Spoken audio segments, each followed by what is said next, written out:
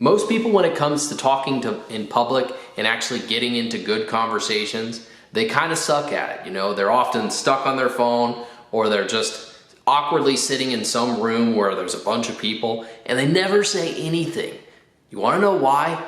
They are waiting for someone to break the ice and get an exciting conversation going.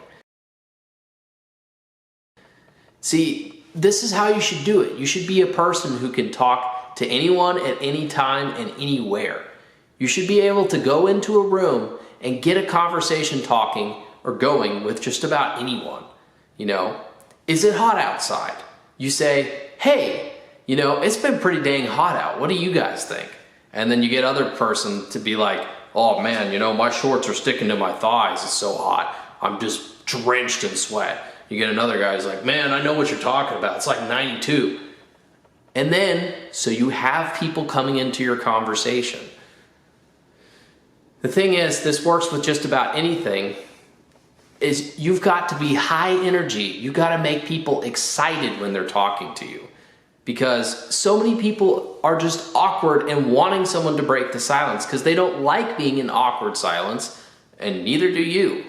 So be that person to go through and do that. You know, we walk into a room, and the reason why we don't want to do this is because we think everybody's prying eyes are staring at us and judging us. And really, I hate to tell you this, but that's just kind of your own ego talking.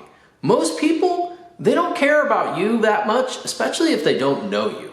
You know, they are focused on themselves, and they're probably thinking what you're thinking. Oh, this other person is staring at me and judging me. Most of the time, guys, that's just not true.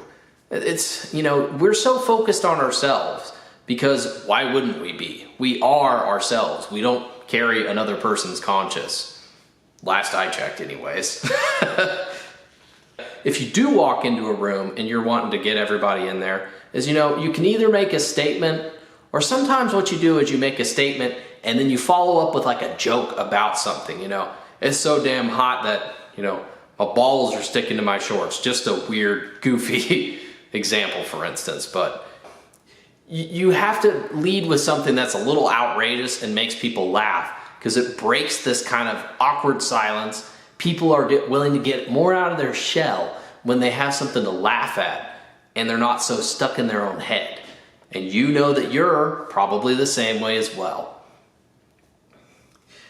So if you do make jokes with people, one of the things you gotta make sure you don't do, and you don't fall into this pitfall, is if you're gonna make jokes, make sure that you can take the heat too. Because you're gonna meet a guy who you can joke with, and then they throw a joke back at you that's a little harsh sometimes, and you'll just be like, oh, ooh, that hurt. Don't do that. Just laugh at the joke and enjoy yourself, because most of the time, these guys aren't meaning any harm. And the reason I'm saying this is because in the past, I would throw jokes at people and make like sort of like goofy little digs at them just for fun. And then they would do something back at me and I would get offended. It's like, dude, it's not personal. They're just having fun, and you should too. You've got to stop being so weird about it, you know?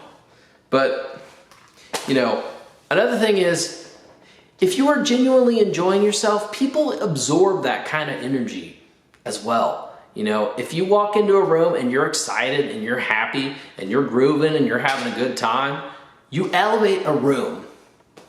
On the opposite side of things is, if you walk into a room and you're a Debbie Downer, you're like Eeyore, and you're like, man, it's so damn hot out. I hate the weather. It sucks. I'm cooking. And you just like, you're deflating the balloon of the whole room. People don't want to hear that. Don't do that to people. That's like the opposite of being charismatic. You're making people actively want to avoid you because you're lowering the mood of the room.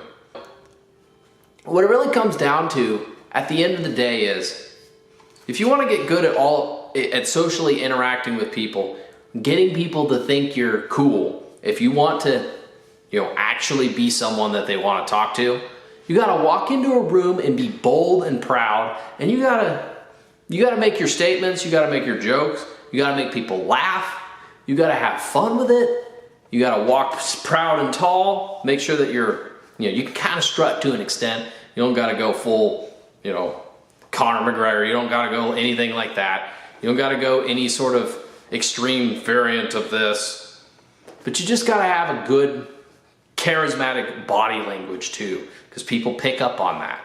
You gotta have fun, and you gotta make people have fun as well. You have to have fun, and so do they.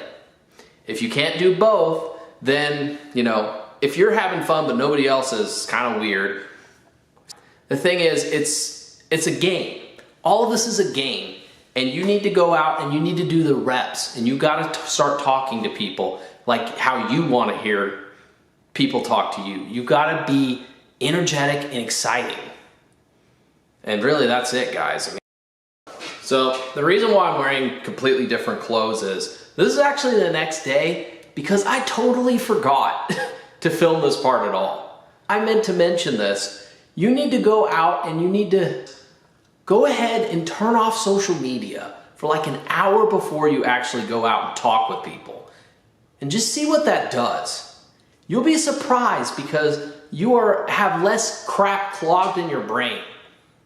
And if you don't do that, I would suggest instead watch stuff that makes you laugh consistently and you get in a good mood before you actually go out and talk to people.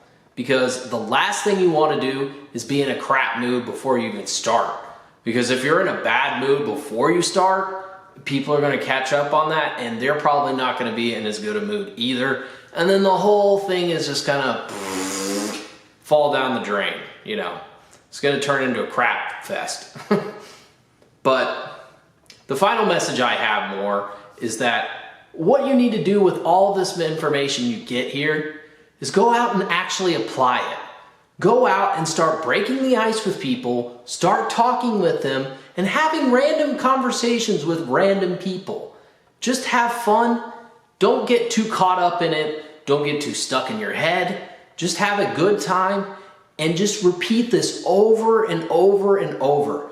This is like getting reps at a gym and slowly growing your muscles. It's not going to be overnight that you're just going to be some freaking charismatic genius. I know there's media gurus out there that make it look like, you can just do all this overnight. No. See, I've been doing this for a while now, and I'm a lot better than I was, but this has taken me so much time and effort.